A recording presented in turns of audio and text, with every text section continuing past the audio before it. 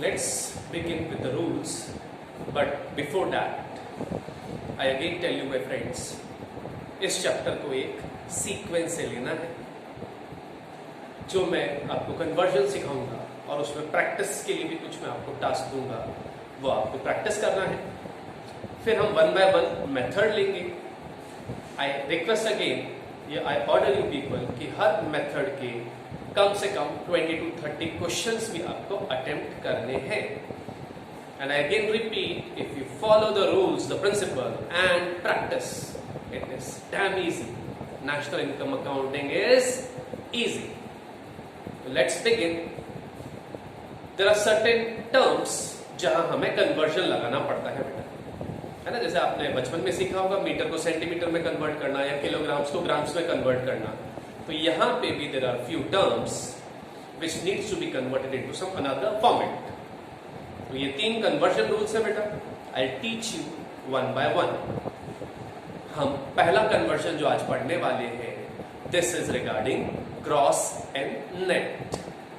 I repeat, gross, G for gross and N for net. जैसे कि हमारे सामने ऐसे वर्ड्स आएंगे बेटा, GDP और NDP. GDP is gross domestic product converted into net domestic product. So G for gross, N for net. ये it could be gross national income से निकालिए net national income. तो बार बार आप देखेंगे gross या net में से कोई टर्म यूज होगी. तो how to convert from gross to net and net to gross. Gross minus depreciation will give you net. I repeat, gross minus depreciation is equal to net.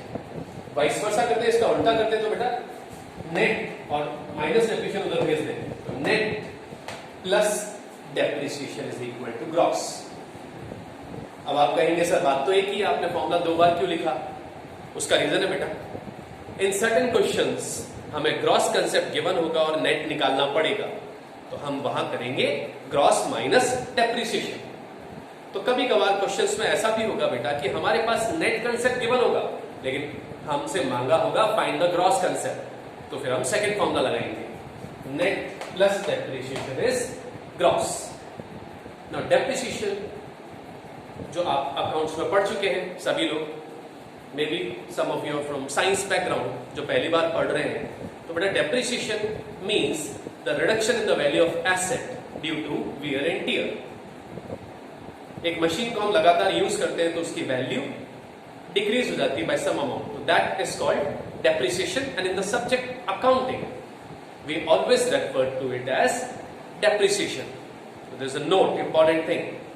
In economics depreciation word भी given हो सकता है, but ज्यादा बार they will give you a new term for it. In economics we refer to this as consumption of fixed capital. Depreciation is also called consumption of fixed capital. क्या मतलब हुआ बेटा? जैसे फिक्स कैपिटल आपकी machinery है, तो एक accounting year, एक साल के पीरियड में आप उस पर गुड्स बनाएंगे, तो मशीन यूज होगी यानी कंज्यूम हो जाएगी, पूरी नहीं. तो एक मशीन की ग्रॉस वैल्यू है 10 lakhs. एक मशीन की at the beginning of the session value है 10 lakh and the depreciation is 20%. Minus 10 lakh का 20% minus 2 we will get the net value. आप मोस्टली अकाउंट्स पढ़ चुके हैं तो बेटा यू आर अवेयर कि मशीन की ग्रॉस वैल्यू में से हम डेप्रिसिएशन लेस करते हैं, then we get the net value. This concept is not new to the commerce students. हाँ, जो साइंस स्टूडेंट्स हैं उनके लिए नया है, तो आप समझ सकते हैं.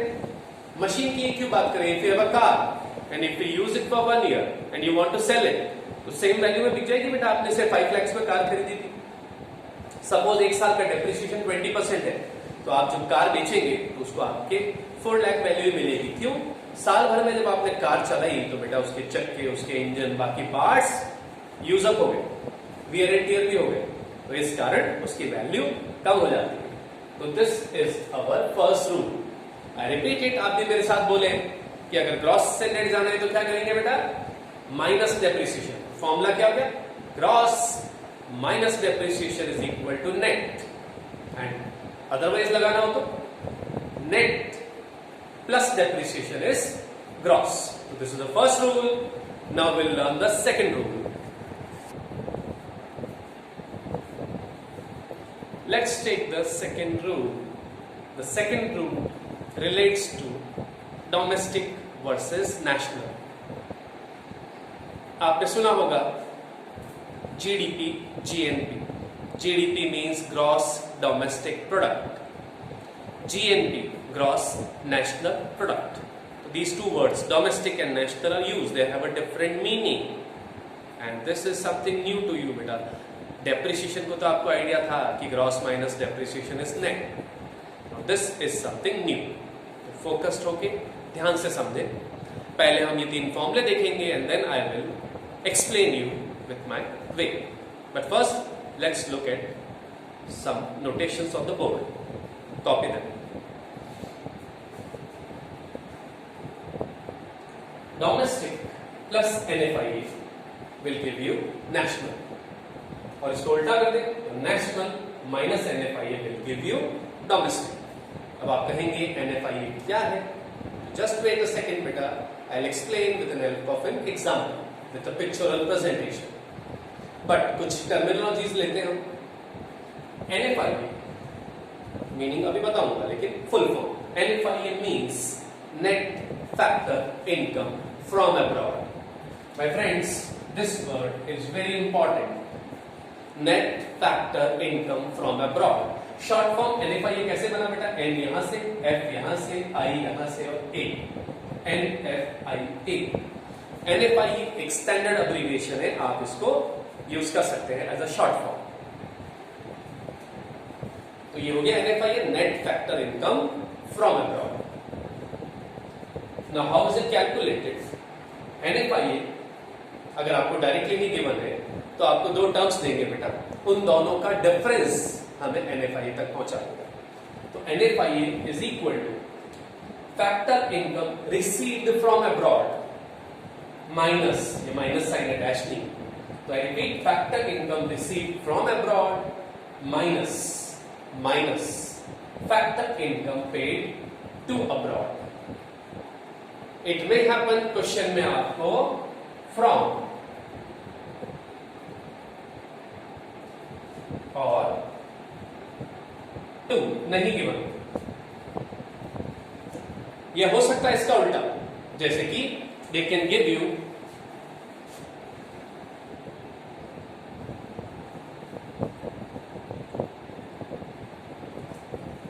ये कन्वेंशन थोड़ा ज्यादा पॉपुलर है कि वो आपको दे सकते हैं फैक्टर इनकम फ्रॉम अब्रॉड, उसमें से माइनस कर देंगे फैक्टर इनकम टू अब्रॉड. हो सकता है आपको रिसीव द पेड वर्ड्स नहीं गिवन. And finally there is a noted which I will explain you. ये क्वेश्चन को मिसलेनियस भी बनाता है, ये कंफ्यूज भी करता है, क्योंकि there is a term again NFIA. The term is very similar to net factor income from abroad, but it is not same. Actually, it is just the opposite term. ये term है net factor income to abroad.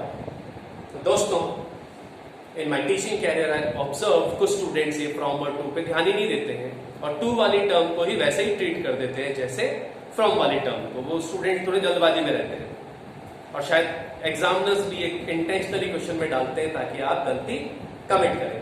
तो जो net factor income to abroad है, ये just reverse term है बेटा. इसका अगर फॉर्मूला देखा जाए तो होता है factor income to abroad minus factor income from abroad.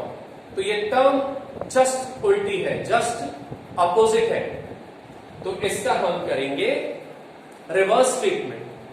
By the term reverse treatment का मतलब है बेटा कि अगर क्वेश्चन को आप में फ्रॉम वाला नहीं गिवन, ये जो NFIA है दोनों, this one and this one, this stands for, ये जो NFIA प्लस कर रहे हैं ये है net factor income from abroad, और जो यहां माइनस कर रहे हैं ये है net factor income from abroad. लेकिन if in a question this is given, we are not given net factor income from abroad, we are given net factor income to abroad. तो हमारे को क्लिक होना चाहिए कि भी कुछ गड़बड़ है. तो हम क्या करेंगे, रिवर्स ट्रीटमेंट, दैट मीन्स उस केस में अगर कन्वर्जन रूल लगाना है तो ये जो प्लस है, प्लस नहीं होगा बेटा, we will treat it minus, और ये जो माइनस है अगेन हम इसका रिवर्स कर देंगे, तो माइनस का रिवर्स प्लस। आपको अभी रूल्स थोड़े और से लग रहे होंगे बेटा, but when we will practice these rules, will practice some numericals, you will gain the confidence. अभी घबराए नहीं, I again repeat, this is a easy topic. अब ये NFIA होता क्या है हम डिस्कस करते हैं।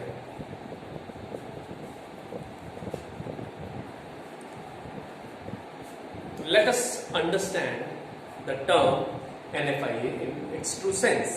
रटना नहीं है, समझना है। Net factor income from abroad क्या होता है?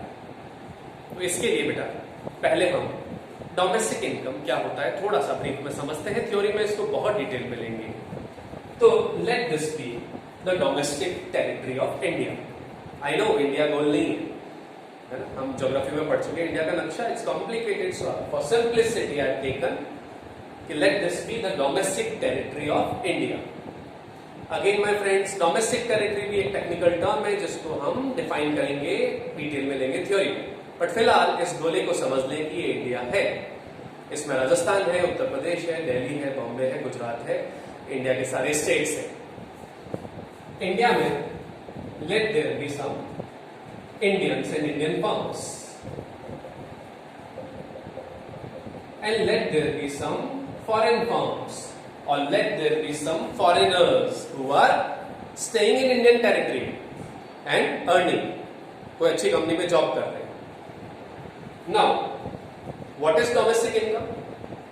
For brief, these people staying in India, all the I's and all the F in the domestic territory of India, suppose they are earning 40,000. So let these all I and these all F within the territory of India earn 40,000. तो इसको कहते हैं हम domestic income. My friends, इसमें foreigners या foreign firms की income भी शामिल होती है, और इसमें वह इंडियंस जो इंडिया में नहीं रहते उनकी इनकम शामिल नहीं होती, क्योंकि ये टेरिटोरियल कंसेप्ट है ना। रेस्ट ऑफ द वर्ल्ड की बात करते हैं और इंट्रोड्यूस करते हैं कि NFIA क्या होता है, कैसे कैलकुलेट होता है। रेस्ट ऑफ द वर्ल्ड में हमें मिलेंगे ज्यादातर नॉन इंडियंस, जिनको हम फॉरेनर्स कहते हैं,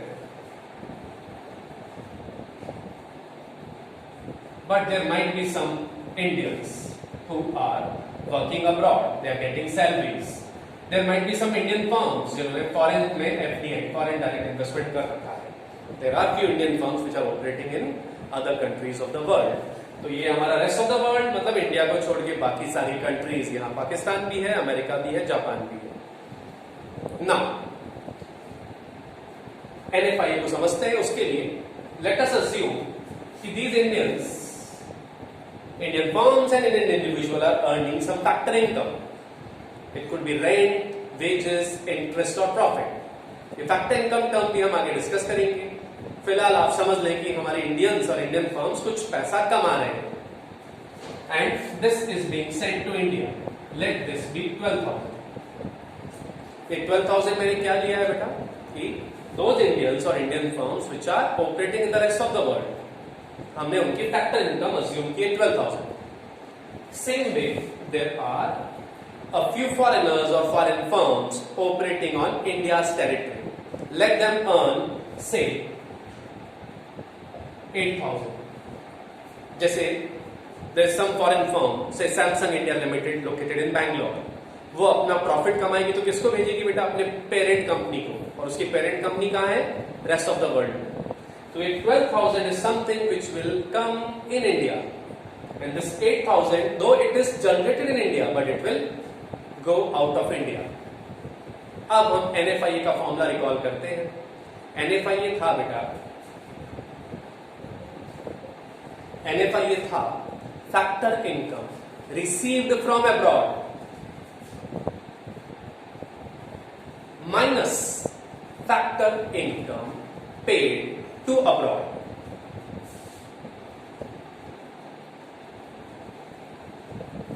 आया 8 गया, 12 minus 8, 4,000. Now, just for practice sake, हमने जो गोल्डन रूल 2 सीखा था कि domestic income plus NFIA gives us national, domestic plus NFIA is national. So domestic हमने अज्यूम किया 40,000, NFIA है 4,000, तो we get 44,000। This 44,000 is national income. तो आई होप आपको NFIA का कंसेप्ट समझ में आया है और प्रैक्टिस से हम और थरो हो जाएंगे। अब हम देखेंगे, but before that I ask a question to you people. एक कंट्री का डोमेस्टिक इनकम बड़ा होता है या national income? Is the domestic income of a country greater और the national income? I give you few seconds, think about it.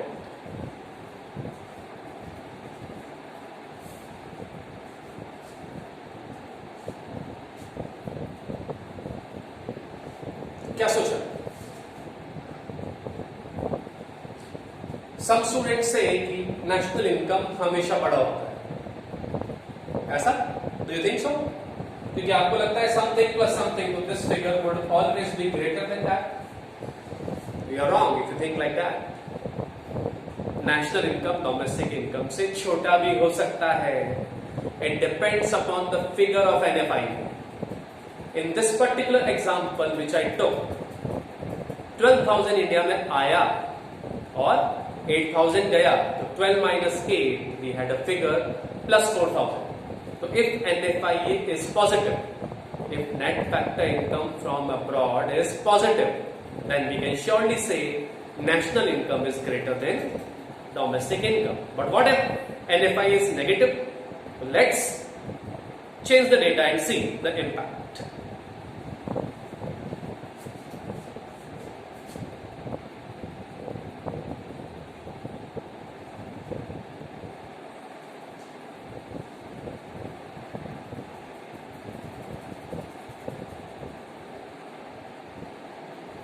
ध्यान से देखिए मैंने क्या किया है।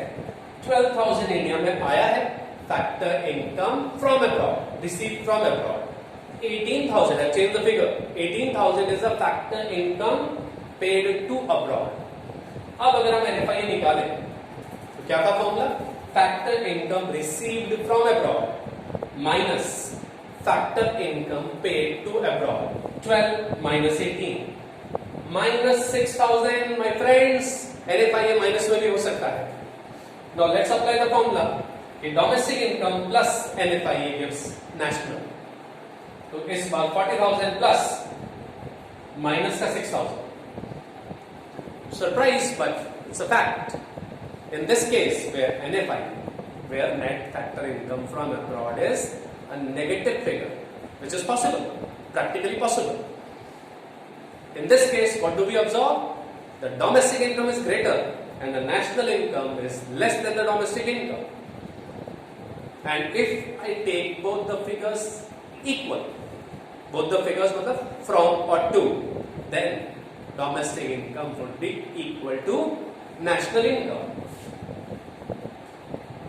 ये भी 18, ये भी 18, 18 minus 18,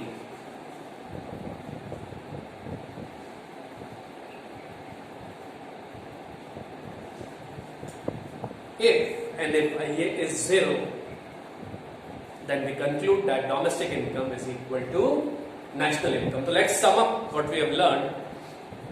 First, domestic plus NFIA will give you national, national minus NFIA will give you domestic. NFIA का full form net factor income from abroad. I repeat, from abroad. If we need to calculate it, then NFIA is equal to factor income received from abroad minus factor income paid to abroad. And the note, if the question is like this, you are given net factor income to abroad, तो be aware, ये थोड़े अलग term, तो हम करेंगे reverse treatment. जो traditional original फॉर्मूले थे हमारे गोल्डन रूल, प्लस को माइनस कर देंगे, माइनस को प्लस। तो आई थिंक थोड़ा कंसेप्ट आपका क्लियर है। प्रैक्टिस से और क्लियर होगा बेटा। अब हम लेंगे हमारा last rule, the third rule.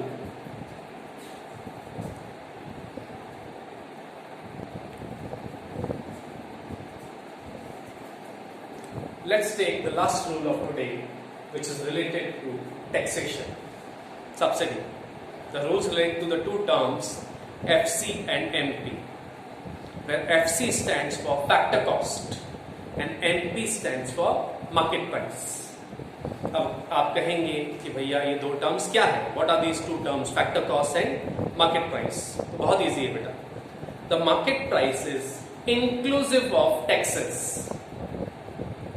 जैसे ये पेन 20 रुपीज का है और इस पर टैक्स 5 है, तो इसका मार्केट प्राइस होगा 25 and this 25 is inclusive of taxes. Now what is factor cost? That which is not inclusive of taxes, which is exclusive of taxes. मैंने बोला था ना 20 प्लस 5 25, तो 20 रुपए इसका हो गया factor cost. A very easy example, आप रेस्टोरेंट जाते हैं और आप वहां मीनू मंगाते हैं, ऑर्डर देने के लिए. उस मीनू में, उस लिस्ट में there's an item paneer tikka 250 rupees और लास्ट पेज पे लिखा है टैक्सेस एक्स्ट्रा. तो बेटा ये जो 250 लिखा है this is factor cost. Factor cost में सारे खर्चे और प्रॉफिट ऐड होता है, लेकिन टैक्स शामिल नहीं होता है. अब जब आपका बिल आता है तो वह आता है अप्रोक्सीमेटली से 280. कैसे आता है? 250 जो फैक्टर कॉस्ट है plus indirect tax, sales tax, service tax, ये ऐड कर देते हैं. तो you get, you need to pay 280. जो 280 है वो है मार्केट प्राइस. तो रेस्टोरेंट का मेनू अगेन रिकॉल करें, जो प्राइस लिस्ट होती है वो फैक्टर कॉस्ट होता है, टैक्सेस ऐड होके आप मार्केट प्राइस पे करते हैं. Another example, you buy a biscuit. से आपने मोनेको बिस्किट खरीदा जिसपे लिखा हुआ है MRP 10, maximum retail price bracket में इंक्लूसिव ऑफ टैक्सेस 10. तो बेटा ये 10 रुपीज मार्केट प्राइस है. तो let me clear, factor cost is exclusive of taxes. Factor cost के अंदर टैक्स को नहीं जोड़ा गया है, जबकि मार्केट प्राइस फाइनल प्राइस है. Market price includes the taxes. Tax का उल्टा एक कंसेप्ट होता है सब्सिडी. सब्सिडी सरकार की तरफ से दी हुई छूट होती है. टैक्स लगने पर कमोडिटी का प्राइस बढ़ता है. से इसका प्राइस 20 है और टैक्स 2 रुपीज है, तो 20 प्लस 2 मार्केट प्राइस बिकम्स 22. यानी the price is higher than the factor cost because some tax is imposed on it. Subsidy इससे रिवर्स है. Say a gas cylinder, if it is given to us as profit, it would be worth 1000. Factor cost है उसकी 1000. सरकार ने उस पे 300 की subsidy दे दी. Will just have to pay 700. Taxes are added but the subsidy is subtracted. Now first look at the formulas, look at certain full forms and then rediscuss it.